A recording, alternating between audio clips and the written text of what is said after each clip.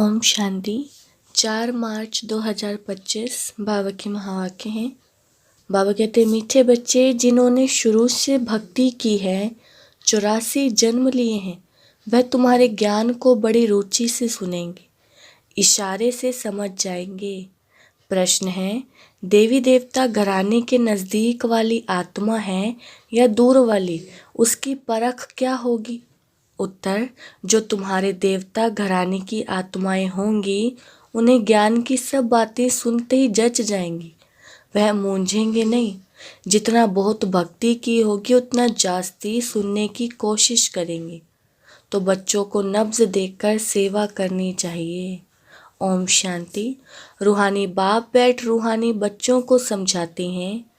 यह तो बच्चे समझ गए हैं कि रूहानी बाप है निराकार। इस शरीर द्वारा बैठ समझाते हैं, हम आत्मा भी निराकार हैं। इस शरीर से सुनते हैं तो अब 2 बाप इकट्ठे हैं ना। बच्चे जानते हैं दोनों बाबा यहाँ हैं। तीसरे बाप को जानते हैं, परंतु उनसे फिर भी यह अच्छा है, इनसे फिर वह अच्छा, नंबरवार है ना। तो उस लौकिक से संबंध निकल बाकी इन दोनों से संबंध हो जाता है। बाप बैठ समझाते हैं मनुष्यों को कैसे समझाना चाहिए। तुम्हारे पास मेला प्रदर्शनी में तो बहुत आते हैं, यह भी तुम जानते हो। 84 जन्म कोई सब तो नहीं लेते होंगे। यह कैसे पता पड़े कि यह 84 जन्म लेने वाला है या 10 जन्म लेने वाला है व 20 जन्म लेने वाला है।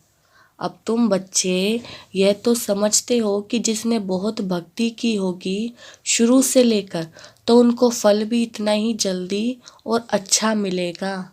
थोड़ी भक्ति की होगी और देरी से की होगी तो फल भी इतना थोड़ा और देरी से मिलेगा। यह बाबा सर्विस करने वाले बच्चों के लिए समझाते हैं कि बोलो तुम भारतवासी हो तो बताओ देवी देवताओं को मानते हो? भारत में इन लक्ष्मी नारायण का राज्य था ना। जो 84 जन्म लेने वाला होगा, शुरू से भक्ति की होगी, वह झट समझ जाएगा। बरोबर आदि सनातन देवी देवता धर्म था। रुचि से सुनने लग पड़ेंगे। कोई तो ऐसे ही देखकर चले जाते हैं, कुछ पूछते भी नहीं, जैसे कि बुद्धि में बैठता ही नहीं। तो उनके लिए समझना चाहिए कि ये अभी तक यहाँ का नहीं, आगे चल समझ भी लेवे। कोई का समझाने से झट कहाँ दिलेगा। बरोबर इस हिसाब से तो 84 जन्म ठीक है। अगर कहते हैं हम कैसे समझे कि पूरे 84 जन्म लिए हैं। अच्छा 84 नहीं तो 82 देवता धर्म में तो आए होंगे। देखो इतना बुद्धि में जचता नहीं है तो समझो ये 84 जन्म लेने वाला नहीं है। दूर वाले कम सुनेंगे, जितना बहुत भक्ति की हुई होगी वह जास्ती सुनने की कोशिश करेंगे, झट समझ जाएंगे। कम समझता है तो समझो ये देरी से आने वाला है। भक्ति भी देरी से की होगी। बहुत भक्ति करने वाला इशारे से समझ जाएगा। ड्रामा रिपीट होता है ना। सारा भक्ति पर मदार है। इस बाबा ने सबसे नंबर 1 भक्ति की है ना। कम भक्ति की होगी तो फल भी कम मिलेगा। यह सब समझने की बातें हैं। मोटी बुद्धि वाले धारण नहीं कर सकेंगे। यह मेले प्रदर्शनियां तो होती रहेंगी, सब भाषाओं में निकलेंगी। सारी दुनिया को समझाना है ना। तुम हो सच्चे सच्चे पैगंबर और मैसेंजर। वह धर्म स्थापक तो कुछ भी नहीं करते, ना वह गुरु हैं। गुरु कहते हैं परंतु वह कोई सद्गति दाता थोड़े ही है। वह जब आते हैं उनकी संस्था ही नहीं तो सद्गति किसकी करेंगे। गुरु वह है जो सद्गति दे, दुख के दुनिया से शांति धाम ले जाए। क्राइस्ट आदि गुरु नहीं, वह सिर्फ धर्म स्थापक है। उन्हों का और कोई पोजीशन नहीं है। पोजीशन तो उन्हों का है जो पहले पहले सतो प्रधान में, फिर सतो रजो तमो में आते हैं। वह तो सिर्फ अपना धर्म स्थापन कर पुनर्जन्म लेते रहेंगे। जब फिर सबकी तमो प्रधान अवस्था होती है तो बाप आकर सबको पवित्र बनाए ले जाते हैं। पावन बना तो फिर पतित दुनिया में नहीं रह सकते। पवित्र आत्माएं चली जाएंगी मुक्ति में, फिर जीवन मुक्ति में आएंगी। कहते भी हैं वह लिबरेटर है, गाइड है, परंतु इसका भी अर्थ नहीं समझते। अर्थ समझ जाएं तो उनको जान जाएं। सतयुग में भक्ति मार्ग के अक्षर भी बंद हो जाते हैं। यह भी ड्रामा में नोंद है, जो सब अपना अपना पार्ट बजाते रहते हैं, सदगति को एक भी पा ना सके। अभी तुमको यह ज्ञान मिल रहा है। बाप भी कहते हैं मैं कल्प के संगम युगे आता हूँ। इनको कहा जाता है कल्याणकारी संगम युग। और कोई युग कल्याणकारी नहीं है। सतयुग और त्रेता के संगम का कोई महत्व नहीं। सूर्यवंशी पास्ट हुए, फिर चंद्रवंशी राज्य चलता है, फिर चंद्रवंशी से वैश्यवंशी बनेंगे, तो चंद्रवंशी पास्ट हो गए, उनके बाद क्या बने वह पता ही नहीं रहता। चित्र आदि रहते हैं तो समझेंगे यह सूर्यवंशी हमारे बड़े थे, यह चंद्रवंशी थे, वह महाराजा, वह राजा, वह बड़े धनवान थे, वह फिर भी नापास तो हुए ना। यह बातें कोई शास्त्रों आदि में नहीं है। अब बाप बैठ समझाते हैं, सभी कहते हैं कि हमको लिबरेट करो, पतित से पावन बनाओ। सुख के लिए नहीं कहेंगे, क्योंकि सुख के लिए निंदा कर दी है शास्त्रों में।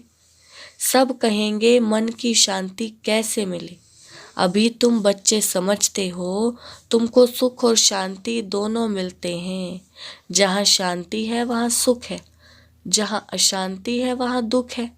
सतयुग में सुख शांति है, यहाँ दुख और अशांति है। यह बाप बैठ समझाते हैं।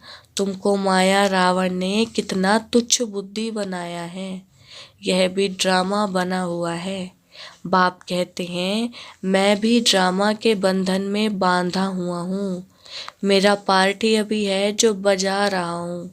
कहते भी हैं बाबा कल्प कल्प आप ही आकर भ्रष्टाचारी पतित से श्रेष्ठाचारी पावन बनाते हो।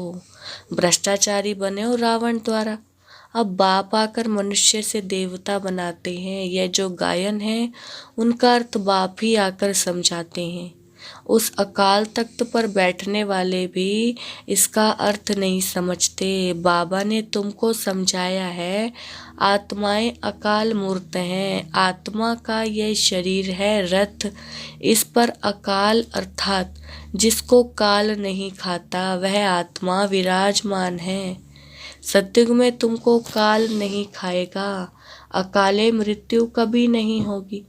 वह है ही अमरलोक, यह है मृत्युलोक।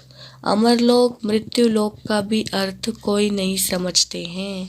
बाप कहते हैं मैं तुमको बहुत सिंपल समझाता हूँ, सिर्फ माँ में कम याद करो तो तुम पावन बन जाएंगे। साधु संत आदि भी गाते हैं पतित पावन। पतित पावन बाप को बुलाते हैं, कहाँ भी जाओ तो यह जरूर कहेंगे कि पतित पावन। सच तो कभी छिप नहीं सकता। तुम जानते हो अभी पतित पावन बाप आया हुआ है, हमें रास्ता बता रहे हैं। कल्प पहले भी कहा था अपने को आत्मा समझ माँ में कम याद करो तो तुम सतो प्रधान बन जाएंगे। तुम सब आशिक हो मुझ माशूक के। वह आशिक माशूक तो एक जन्म के लिए होते हैं, तुम जन्म जन्मांतर के आशिक हो। याद करते आए हो हे प्रभु, देने वाला तो एक ही बाप है ना। बच्चे सब बाप से ही मांगेंगे। आत्मा जब दुखी होती है तो बाप को याद करती है। सुख में कोई याद नहीं करते, दुख में याद करते। बाबा आकर सदगति दो। जैसे गुरु के पास जाते कि हमको बच्चा दो, अच्छा बच्चा मिल गया तो बहुत खुशी होगी, बच्चा नहीं हुआ तो कहेंगे ईश्वर की भावी। ड्रामा को तो वह समझते ही नहीं। अगर वह ड्रामा कहे तो फिर सारा मालूम होना चाहिए। तुम ड्रामा को जानते हो और कोई नहीं जानते, ना कोई शास्त्रों में है। ड्रामा माना ड्रामा, उनके आदि मध्य अंत का पता होना चाहिए। बाप कहते हैं मैं 5-5 हजार वर्ष बाद आता हूँ। यह 4 युग बिल्कुल इक्वल है। स्वास्तिका का भी महत्व है ना। खाता जो बनाते हैं तो उसमें स्वास्तिका बनाते हैं। यह भी खाता है ना, हमारा फायदा कैसे होता है, फिर घाटा कैसे पड़ता है। घाटा पड़ते पड़ते अभी पूरा घाटा पड़ गया है। यह हार जीत का खेल है। पैसा है और हेल्थ भी है तो सुख है, पैसा है हेल्थ नहीं तो सुख भी नहीं। तुमको हेल्थ वेल्थ दोनों देता हूँ तो हैप्पीनेस है ही। जब कोई शरीर छोड़ता है तो मुख से तो कहते हैं फलाना स्वर्ग पधारा, लेकिन अंदर दुखी होते रहते हैं। इसमें तो और ही खुश होना चाहिए। फिर उनकी आत्मा को नरक में क्यों बुलाते हो? कुछ भी समझ नहीं है। अभी बाप आकर यह सब बातें समझाते, बीज और झाड़ का राज समझाते। ऐसे झाड़ और कोई बना ना सके। यह कोई इसने नहीं बनाया है। इनका कोई गुरु नहीं था। अगर होता तो उनके और भी शिष्य होते ना। मनुष्य समझते हैं इनको कोई गुरु ने सिखाया है, या तो कहते परमात्मा की शक्ति प्रवेश करती है। अरे परमात्मा की शक्ति कैसे प्रवेश करेगी? बेचारे कुछ भी नहीं जानते। बाप खुद बैठ बताते हैं। मैंने कहा था मैं साधारण बूढ़े तन में आता हूँ, आकर तुमको पढ़ाता हूँ। यह भी सुनते हैं। अटेंशन तो हमारे ऊपर है। यह भी स्टूडेंट है, यह अपने को और कुछ नहीं कहते। प्रजापिता सो भी स्टूडेंट है। भले इसने विनाश भी देखा परंतु समझा कुछ नहीं। आहिस्ते आहिस्ते समझते गए जैसे तुम समझते जाते हो। बाप तुमको समझाते हैं, बीच में यह भी समझते जाते हैं, पढ़ते रहते हैं। हर एक स्टूडेंट पुरुषार्थ करेंगे पढ़ने का। ब्रह्मा विष्णु शंकर तो हैं सूक्ष्म वतनवासी। उन्हों का क्या पार्ट है यह भी कोई नहीं जानते। बाप हर एक बात आप पे ही समझाते। तुम प्रश्न कोई पूछ नहीं सकते। ऊपर में है शिव परमात्मा, फिर देवताएं, उनको मिला कैसे सकते? अभी तुम बच्चे जानते हो बाप इसमें आकर प्रवेश करते हैं। इसीलिए कहा जाता है बाप दादा। बाप अलग है, दादा अलग है। बाप शिव, दादा ब्रह्मा है। वर्षा शिव से मिलता है इन द्वारा। ब्राह्मण हो गए ब्रह्मा के बच्चे। बाप ने एडॉप्ट किया है ड्रामा के प्लान अनुसार। बाप कहते हैं नंबर 1 भक्त यह है। 84 जन्म भी इसने लिए हैं। सावना और गोरा भी इनको कहते। श्री कृष्ण सतयुग में गोरा था, कलयुग में सावरा है। पतित है ना, फिर पावन बनते हैं। तुम भी ऐसे बनते हो। यह है आयरन एज्ड वर्ल्ड, वह है गोल्डन एज्ड वर्ल्ड। सीढ़ी का किसको पता नहीं है। जो पीछे आते हैं वह 84 जन्म थोड़े ही लेते होंगे, वह जरूर कम जन्म लेंगे। फिर उनको सीढ़ी में दिखा कैसे सकते? बाबा ने समझाया है सबसे जास्ती जन्म कौन लेंगे, सबसे कम जन्म कौन लेंगे, यह नॉलेज है। बाप ही नॉलेजफुल पतित पावन है। आदि मध्य अंत की नॉलेज सुना रहे हैं। वह सब नेति नेति करते आए। अपनी आत्मा को ही नहीं जानते तो बाप को फिर कैसे जानेंगे? सिर्फ कहने मात्र कह देते हैं कि आत्मा क्या चीज़ है, कुछ भी जानते नहीं। तुम अभी जानते हो आत्मा अविनाशी है, उसमें 84 जन्मों का अविनाशी पार्ट नोंदा हुआ है। इतनी छोटी सी आत्मा में कितना पार्ट नोंदा हुआ है। जो अच्छी रीति सुनते और समझते हैं तो समझा जाता है ये नज़दीक वाला है। बुद्धि में नहीं बैठता तो देरी से आने वाला होगा। सुनाने के समय नब्ज देखी जाती है। समझाने वाले भी नंबरवार है ना। तुम्हारी यह पढ़ाई है, राजधानी स्थापन हो रही। कोई तो ऊंच से ऊंच राजाई पद पाते हैं, कोई तो प्रजा में नौकर चाकर बनते हैं। बाकी हाँ इतना है कि सतयुग में कोई दुख नहीं होता। उनको कहा ही जाता है सुख धाम बहिष्ठ। पास्ट हो गया है तब तो याद करते हैं ना। मनुष्य समझते हैं स्वर्ग कोई ऊपर छत में होगा। दिलवाड़ा मंदिर में तुम्हारा पूरा यादगार खड़ा है। आदि देव आदि देवी और बच्चे नीचे योग में बैठे हैं। ऊपर में राजाई खड़ी है। मनुष्य दर्शन करेंगे, पैसा रखेंगे, समझेंगे कुछ भी नहीं। तुम बच्चों को ज्ञान का तीसरा नेत्र मिला है। तुम सबसे पहले तो बाप की बायोग्राफी को जान गए तो और क्या चाहिए। बाप को जानने से ही सब कुछ समझ में आ जाता है तो खुशी होनी चाहिए। तुम जानते हो अभी हम सतयुग में जाकर सोने के महल बनाएंगे, राज्य करेंगे। जो सर्विसेबल बच्चे हैं उन्हों की बुद्धि में रहेगा कि स्पिरिचुअल नॉलेज स्पिरिचुअल फादर देते हैं। स्पिरिचुअल फादर कहा जाता है आत्माओं के बाप को। वही सद्गति दाता है, सुख शांति का वर्षा देते। तुम समझा सकते हो यह सीढ़ी है भारतवासियों की, जो 84 जन्म लेते हैं। तुम आते ही आधे में हो तो तुम्हारे 84 जन्म कैसे होंगे? सबसे जास्ती जन्म हम लेते हैं, ये बड़ी समझने की बातें। मुख्य बात यह है पतित से पावन बनने लिए बुद्धि योग लगाना है। पावन बनने की प्रतिज्ञा कर, फिर अगर पतित बनते हैं तो हड्ड गुड़ एकदम टूट पड़ती है, जैसे कि 5 मंजिल से गिरते। बुद्धि ही मलेच्छ की हो जाएगी, दिल अंदर खाता रहेगा, मुख से कुछ निकलेगा नहीं। इसलिए बाप कहते हैं खबरदार रहो।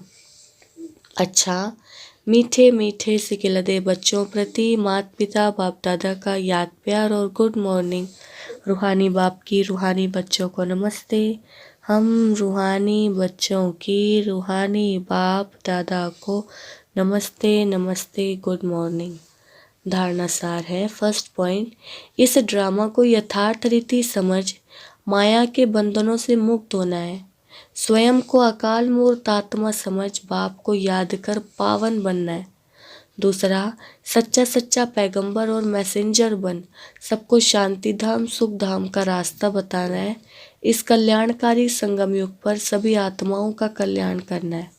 वरदान, बाप और सेवा की स्मृति से एक रस स्थिति का अनुभव करने वाले सर्व आकर्षण मुक्त भव। विस्तार, जैसे सर्वेंट को सदा सेवा और मास्टर याद रहता है, ऐसे वर्ल्ड सर्वेंट सच्चे सेवाधारी बच्चों को भी बाप और सेवा के सिवाय कुछ भी याद नहीं रहता। इससे ही एक रस स्थिति में रहने का अनुभव होता है। उन्हें एक बाप के रस के सिवाय सब रस नीरस लगते हैं। एक बाप के रस का अनुभव होने के कारण कहाँ भी आकर्षण नहीं जा सकती। यह एक रस स्थिति का तीव्र पुरुषार्थ ही सर्व आकर्षणों से मुक्त बना देता है। यही श्रेष्ठ मंजिल है। स्लोगन, नाजुक परिस्थितियों के पेपर में पास होना है तो अपनी नेचर को शक्तिशाली बनाओ। अव्यक्त इशारे, जब भी कोई असत्य बात देखते हो सुनते हो तो असत्य वायुमंडल नहीं फैलाओ। कई कहते हैं ये पाप कर्म है ना, पाप कर्म देखा नहीं जाता, लेकिन वायुमंडल में असत्यता की बातें फैलाना यह भी तो पाप है। लौकिक परिवार में भी अगर कोई ऐसी बात देखी सुनी व जाती है तो उसे फैलाया नहीं जाता। कान में सुना और दिल में छिपाया। यदि कोई व्यर्थ बातों का फैलाव करता है तो ये छोटे छोटे पाप उड़ती कला के अनुभव को समाप्त कर देते। इसलिए इस कर्मों की गहन गति को समझकर यथार्थ रूप में सत्यता की शक्ति धारण करो। अच्छा, ओम शांति।